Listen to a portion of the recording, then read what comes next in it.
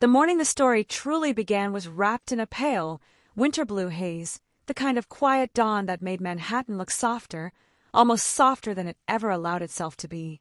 Frost clung to the edges of every steel railing, and the city breathed slow, as if waiting for someone to wake it. Sophia Martinez stepped off the crowded bus with her coat pulled tight and her breath forming small ghosts in the air. She always arrived before the sun fully claimed the sky. It was easier that way, less noise, less scrutiny, less chance of anyone noticing the tremor in her hands when she walked into the marble lobby of Whitmore and Hale. She had learned to move like a shadow. Sophia wasn't born into this world of glass towers and polished floors.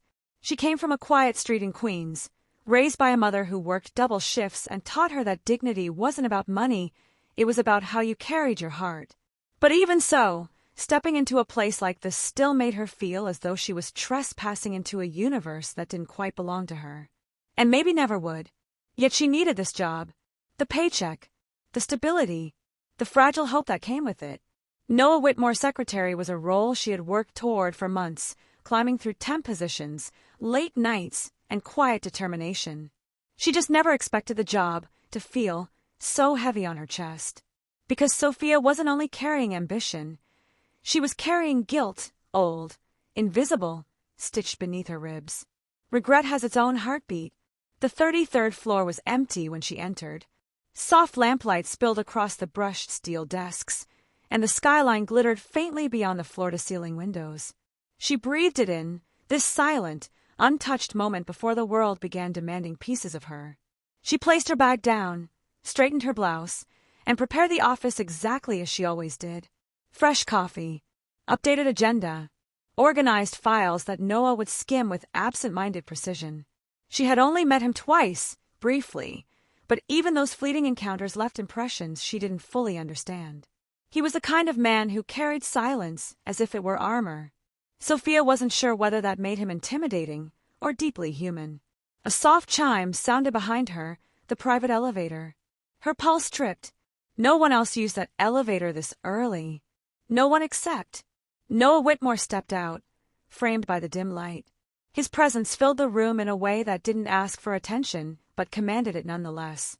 Tall, precise in movement, his charcoal coat still dusted with traces of the cold outside.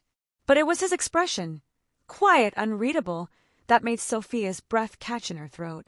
He looked tired, as though carrying the weight of some unseen war. For a moment, he didn't notice her.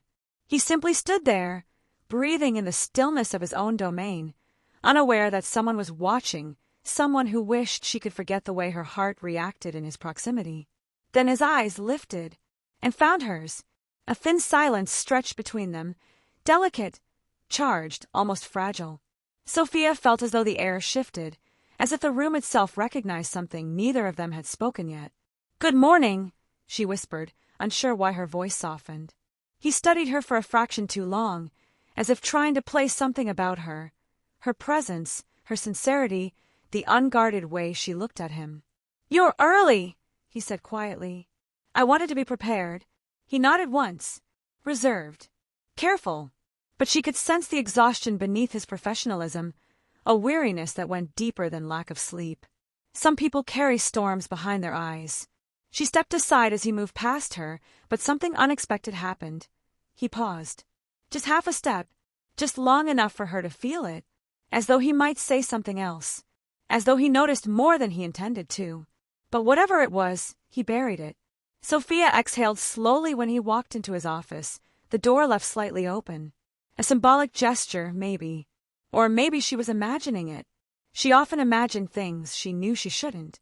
While she updated the schedule on her screen, she heard him speaking low on the phone. Stern, clipped, almost cold.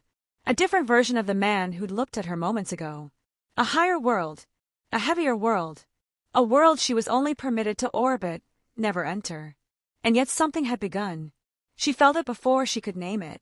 Later that morning, when she brought him the updated contract drafts, their hands brushed, just barely. But the contact sent a jolt through her like a whispered truth. Noah glanced at her, and something darkened in his gaze, softened, then vanished again.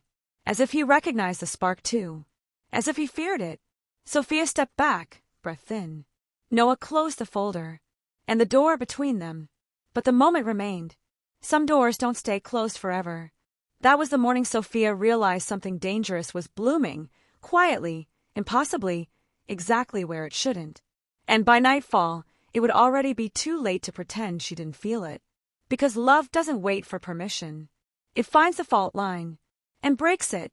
In the days that followed, a subtle shift settled between Sophia and Noah, quiet, unannounced, almost invisible to anyone who hadn't been paying close attention. But Sophia felt it. A soft pull in the air whenever he walked past her desk. A pause in his steps that hadn't been there before. A kind of noticing that made her chest warm and uneasy at the same time. She tried to ignore it. She failed more often than she succeeded. Their interactions remained professional on the surface, but something lived beneath that professionalism, an undercurrent neither spoke about. Noah's voice softened when he addressed her. Sophia's hand stilled whenever he drew too close. The space between them became a charged territory where neither dared step, yet neither retreated from. Tension has its own quiet language. One morning, while she was sorting through his correspondence, she caught him watching her from the doorway. His suit jacket rested loosely on his shoulders, his tie slightly undone in a way that suggested he had fought with the morning rather than prepared for it. When their eyes met, he didn't look away. Not immediately. Not like a man who didn't care. "Are you settling in?" he asked. "Trying to," she answered softly. His gaze flicked to her hands, then back to her face, as if he saw more truth in her than she meant to offer. "You're good at what you do, Sophia." No one had called her good at anything in a very long time. She swallowed. "Thank you." The moment stretched, thin but undeniable, until he broke it with the faintest nod and retreated into his office. But the echo of his words stayed with her, humming beneath her ribs for the rest of the morning. Later that afternoon, she watched him from across the conference table as he spoke to clients. Confident, controlled, born for a world that demanded perfection. The Whitmore legacy fit him like a tailored suit, imposing, calculated, expected. And yet, there was something in his eyes when he glanced at her. Something unguarded. Something lonely. Sophia felt it like a thread connecting them. Fragile, forbidden, impossible. Different worlds. Same silence inside. After the meeting, she lingered outside his office with files in her hands. The skyline behind him glowed orange with the late afternoon sun, casting sharp lines across his face. He rubbed his temples, fatigue pulling at the corners of his mouth. "You don't have to stay late," she said gently. He looked up, surprised she'd noticed. "I'm used to it. That doesn't make it good for you." A faint, tired smile ghosted across his lips. "Are you worried about me, Sophia?" She didn't answer. Because she was. And she knew she shouldn't be. He reached for the documents, and when her fingers brushed his, the smallest shiver of awareness passed between them, something fragile yet unmistakably real. Neither moved. Neither spoke. The city breathing steadily behind them was the only witness.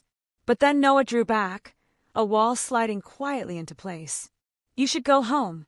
It wasn't a dismissal. It was a warning. A boundary meant to protect them both. She nodded, though her chest tightened. "Good night, Mr. Whitmore." His jaw flexed. "Noah," he corrected softly. "Call me Noah." The sound of his name on her lips would change everything, and they both knew it. So she didn't say it. Not yet. That night, as she rode the bus back home, the difference between their worlds pressed down on her. His penthouse view of the Hudson, her small apartment with the flickering hallway light, his marble floors, her cracked tile, his family name whispered with respect, her name forgotten as soon as she clocked out. Everything about him was unreachable, and yet he kept reaching, slowly, quietly, in ways that didn't make sense. Forbidden things grow in the spaces no one guards. A week later, the shift became undeniable. She brought him his morning coffee, and he took it from her hand with a lingering glance that felt like a confession neither of them had prepared for. He spoke more softly. He asked questions that had nothing to do with work. He noticed when she was tired, when she forced a smile, when something weighed on her. And she noticed him noticing. But the world around them noticed too. The whispers began in the break room. The glances lingered too long. The tone of the office sharpened. Someone saw the way Noah looked at her.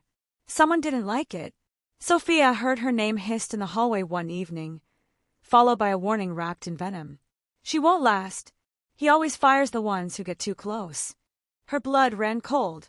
She didn't know if it was envy, truth, or cruelty, but it settled over her like a storm cloud waiting to break. And the next morning, when Noah arrived unusually early, tension framed his voice. "Sophia, we need to talk," he said quietly. Her heart stopped. A revelation, an approaching storm, a fracture waiting to form, and nothing would be the same after this conversation. In the minutes after Noah asked to speak with her, the office felt strangely hollow, like the world had pulled back its breath and left Sophia standing in the quiet space between what she feared and what she hoped. She followed him into his office, her footsteps barely audible against the polished floor. He closed the door softly behind them, but the softness didn't match the tension in his shoulders. He looked like a man torn between instinct and obligation. "Is something wrong?" she asked, her voice steadier than she felt. He didn't answer at first. Instead, he stared out the window as the early morning light washed over the skyline, turning the glass towers gold.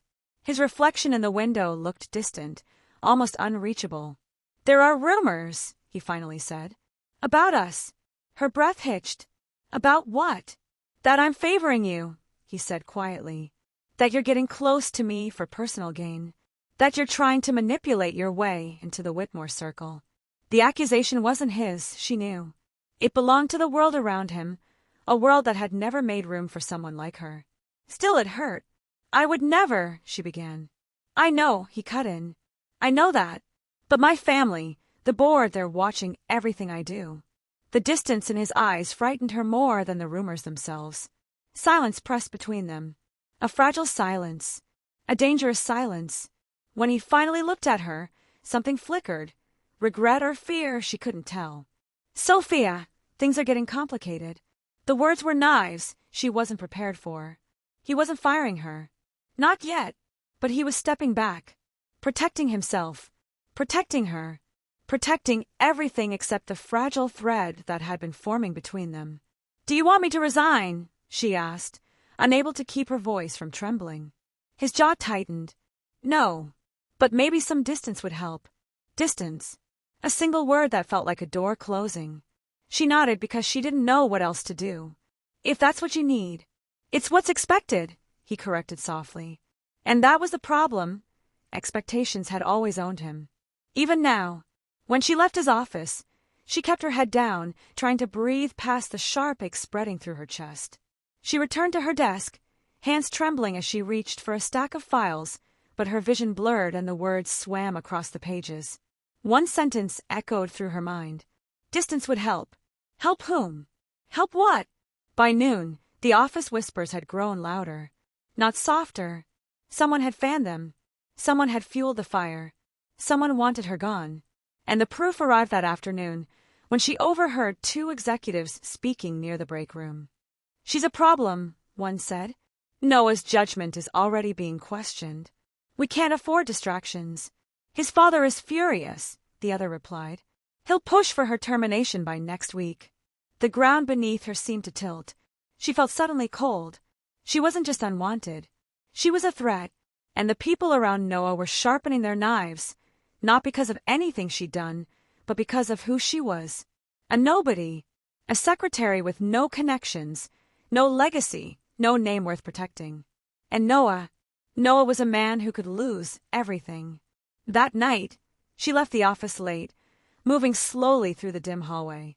As she walked toward the elevator, she heard footsteps behind her. Quick. Familiar. "Sophia, wait." "Noah." She turned, and the expression on his face nearly broke her. He looked conflicted, like a man drowning in an ocean he'd been raised to pretend didn't exist. "I didn't want it to be like this," he said. "Didn't want what?" Her voice cracked, just enough to betray how deeply she'd been shaken. "This distance. The whispers. All of it. Then why let it happen?" The words escaped before she could stop them. "Why let them decide who I am? Who you are with me?" He closed the distance between them by half a step, but not enough to touch her. His breath was unsteady. "Because I'm trying to protect you. By pushing me away." He flinched.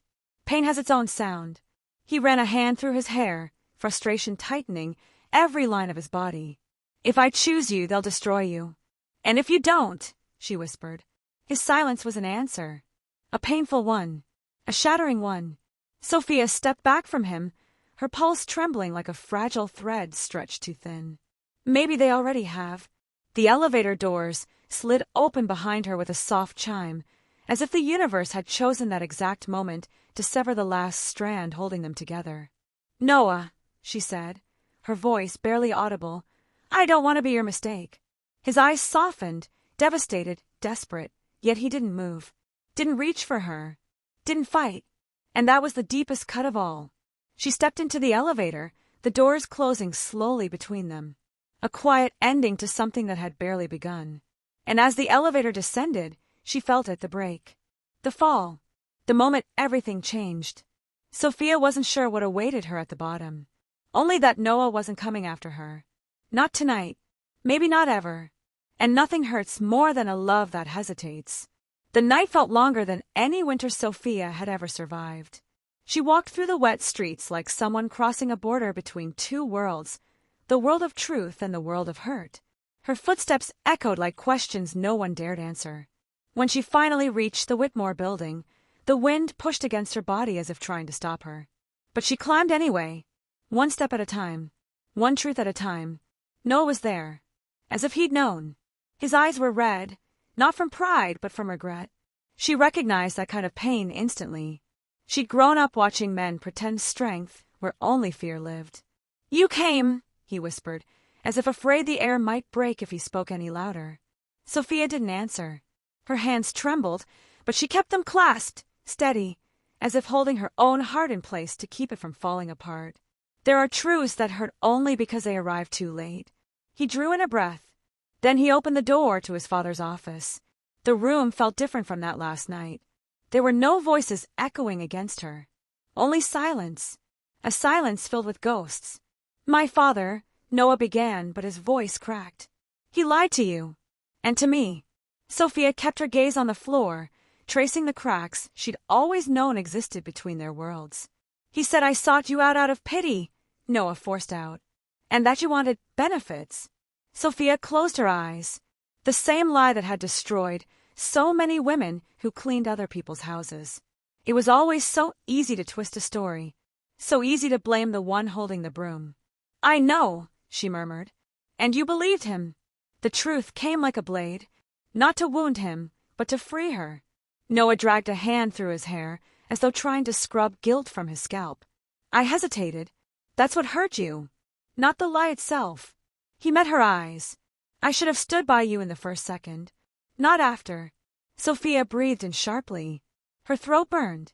The wound wasn't open anymore, but it still bled. Love isn't about perfection. It's about courage. He walked to the desk, opened a drawer, and pulled out an old, yellowed envelope. A letter. The paper shook slightly in his hand. This letter, my mother wrote it before she passed, he said, his voice softening. She wrote about you. About what she saw in you the day you arrived drenched from the rain but still smiled at her. Sophia's heart stilled. She said that if I ever fell in love for real, it would be with someone who saw the world with humility and strength at once. Someone like you. Sophia covered her mouth with her hand. It felt like the floor shifted beneath her, like all the nights spent washing windows, gathering ashes, and carrying silent burdens had finally been seen by someone. My father knew, Noah continued, and he did everything he could to stop it.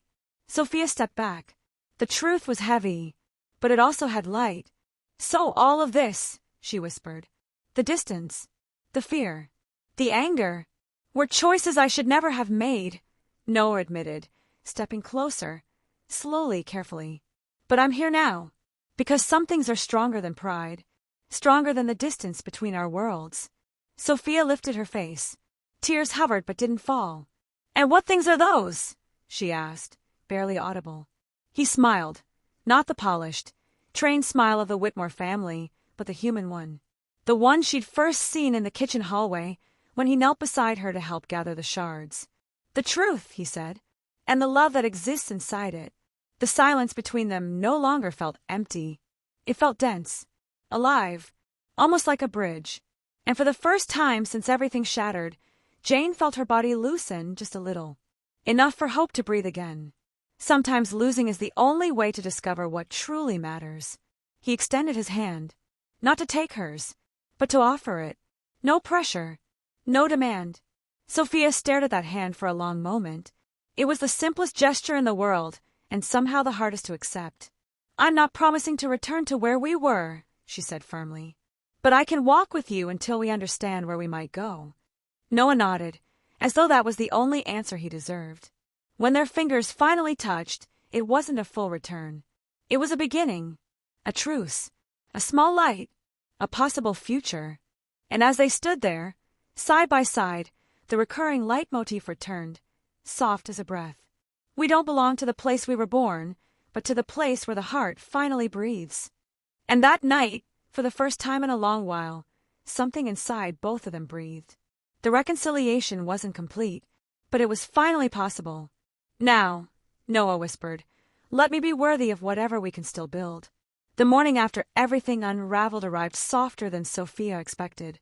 A pale gold dawn filtered through her window, washing her small apartment in a quiet glow that felt almost like forgiveness. She sat on the edge of her bed, fingers laced together, breathing slowly, as if preparing her heart for the weight of the day ahead. There was no anger left, only truth, only the ache of what they had almost lost, and the possibility of what might still be rebuilt.